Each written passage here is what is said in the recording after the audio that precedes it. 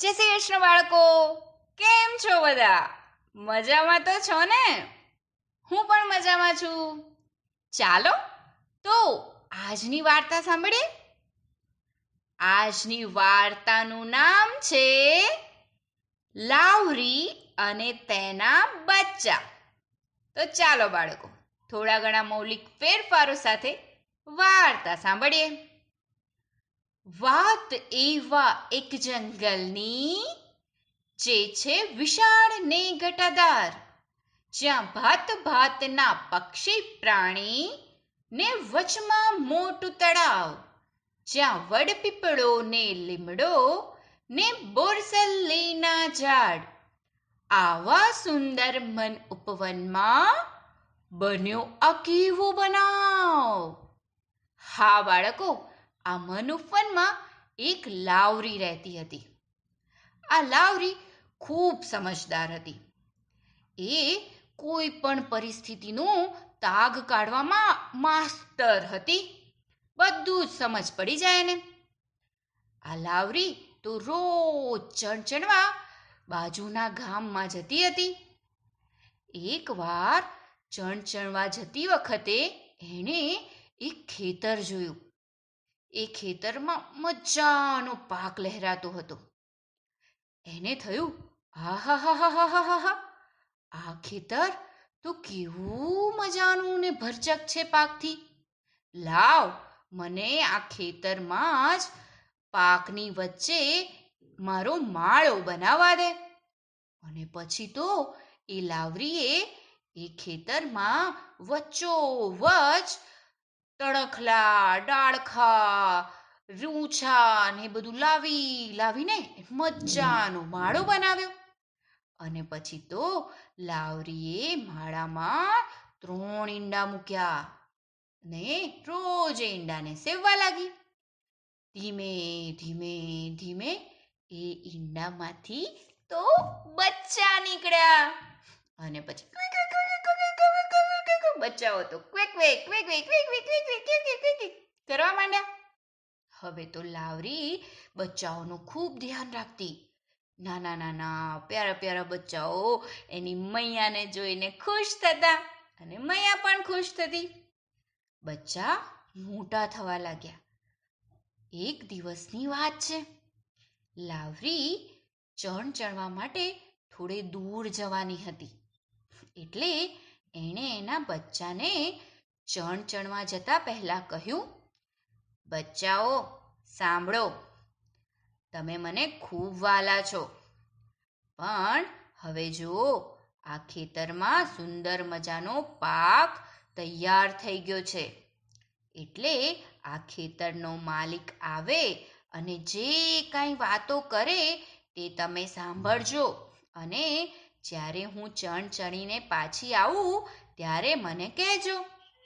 બચ્ચાએ તો સારું મૈયા, અમે એમ જ કરીશું એમ કહીને લાવરી તો ફર ફર ફર કરતી ઉડી ગઈ. અને બચ્ચાઓ તો ત્યાં આસપાસમાં રમવા લાગ્યા માળાની. સાંજે લાવરી પાછી આવી અને બચ્ચાઓને પૂછ્યું, મારા વહાલા બચ્ચાઓ, બોલો બોલો, આજે ખેડૂત કંઈ કહેતો હતો? તો બચ્ચાઓ તો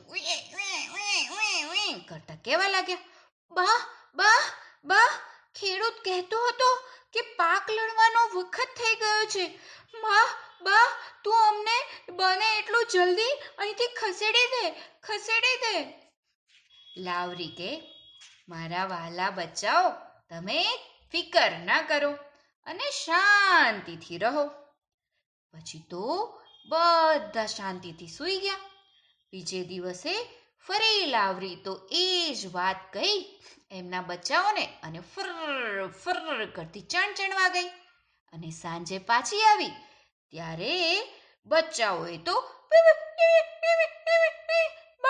બા, ખેડૂત કહેતો હતો કે કાલે એ પડોશીઓને બોલાવીને પાક લણી લેશે. હવે તો તું જેમ બને એમ જલ્દી અમને બીજે ક્યાંક ખસેડ. બા, તું અમને ખસેડ. આ સાંભળી લાવરી થોડું હસવા લાગી અને કહેવા લાગી, વહાલા બચ્ચાઓ, ફિકર ના કરો.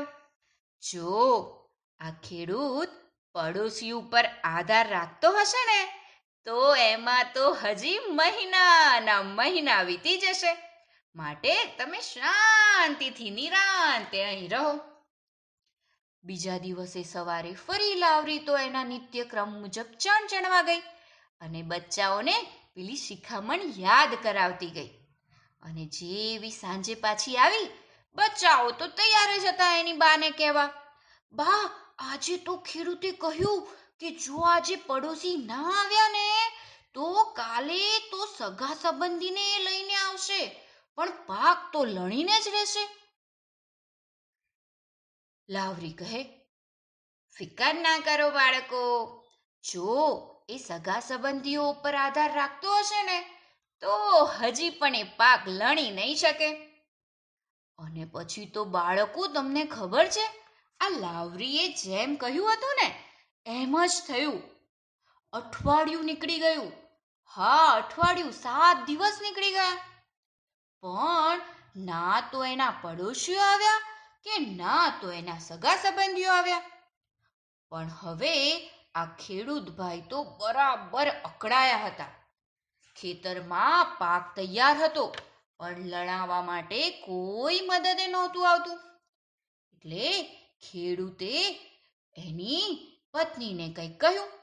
જેવી સાંજે લાવરી પાછી આવીને ચણચણીને કે બચ્ચાઓએ તો તરત જ એની મૈયાને કહ્યું, બા, બા, આજે તો ખેડૂત ભારે ગુસ્સામાં હતો અને એની પત્નીને કહેતો હતો કે જો કોઈ ના આવ્યું તો કંઈ નહીં, કાલે આપણે 2 જણા થઈને પાક લણી જ લઈશું, પણ પાક હવે તો લણવો જ પડશે.